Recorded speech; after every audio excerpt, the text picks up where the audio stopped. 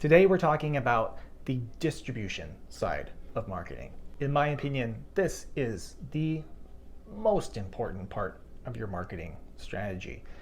If you know how to promote your content and turn one piece of content into 1,000 different pieces, I know that sounds crazy, but into 1,000 different pieces, it makes it seem like you are super prolific and you always have something different to talk about. So today we're going to talk about 5 ideas on how to maximize your content distribution.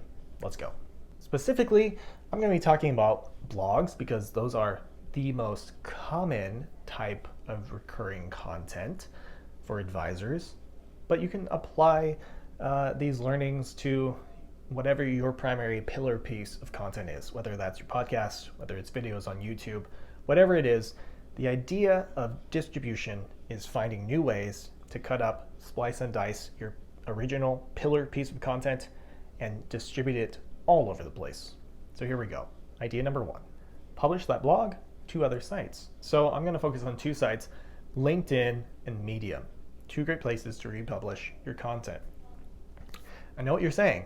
If I publish my blog from my website to LinkedIn or to Medium, won't I get hit by Google for duplicate content? Google does not like to see duplicate content on all these different websites. That's why we always preach so hard against canned content and not customizing things and just grabbing stuff from a content library. So you can do it a couple different ways. We look at this a lot and read what other marketers have done with experiments.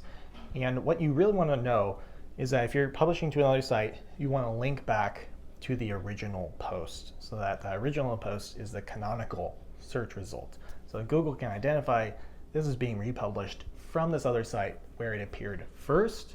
So in search results, your site continues to be prioritized, even though you're able to now leverage, whether you post the whole article or whether you just post pieces and link back to the original piece. That's an important key that you want to remember if you're republishing to those other sites. Number 2, let's talk about how to use social media. Okay, what you want to think about here on social is not just publishing links back to that blog all the time. That's boring.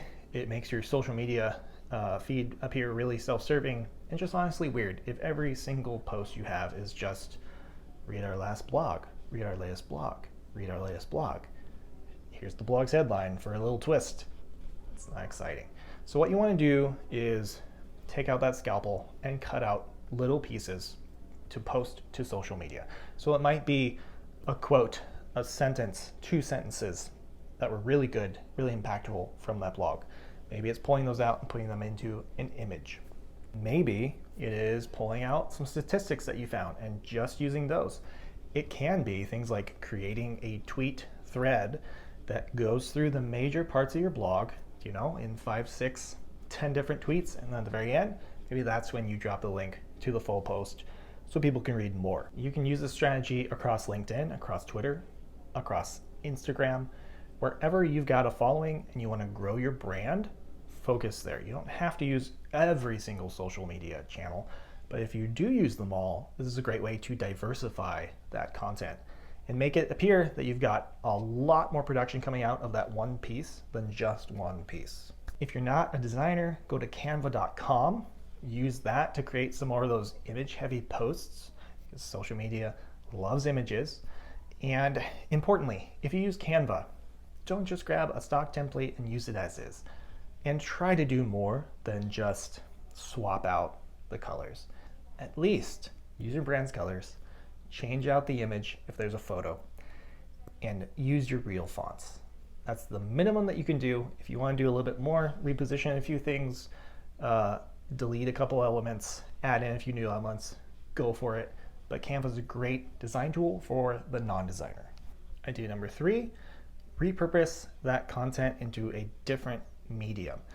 This can be things like video, a podcast, an infographic, a downloadable like an ebook, again, a Twitter thread, even a webinar if your blog has enough meat to it and you want to continue to expand on it. But after you've written that blog, go record a video about it. You can record that straight to social. You can record it for your YouTube. Like we said, you use some interesting stats, go find an infographic template on Canva, drop those stats into it, repurpose that content. Idea number 4. This is something that we especially love to do with client content because we use topic clusters to guide our blog strategy so that we have themes that we're hitting on and talking about interconnected topics on the blog over a length of time. So after you publish some related posts, group those together into an ebook or another type of downloadable to give yourself a new type of content to offer and reach people in new ways. So you just did 5 blog posts on your approach to tax planning with clients. Great. Copy the text out of those, put them into an ebook design, write a new intro, write a little conclusion. You've got an ebook to offer to new visitors to your site. You made it convenient. You packaged up your little guide to tax planning into one resource instead of 5 blog posts. It's better for them, it's better for you. So repurpose. The last thing about distribution is you should return to your old content from time to time to audit it and see if you can freshen it up and continue to share it. One of my favorite marketers, Ross Simmons, says create once, distribute forever. Now, distribute forever is great if you're not just sharing a blog post that hasn't been updated since 2015. So look for ways to freshen it up. Are there some more relevant updated stats you can swap in? Can you elaborate or freshen it up? Maybe it can be something as simple as updating a new image, updating the headline, and trying again later. But if you're creating what's known as evergreen content, which isn't tied to a specific time, it's advice or thoughts that are going to be relevant 6 months from now as they were 6 months previous, that's content that you should keep in the chamber, continue sharing. Don't let it fall by the wayside and go away just because you published it a while ago. If your thoughts are still relevant, continue to share. So there we go. 5 ideas for how to create a content distribution framework that really works well for you and continues to promote your content long after the original published date is passed. See you, everybody.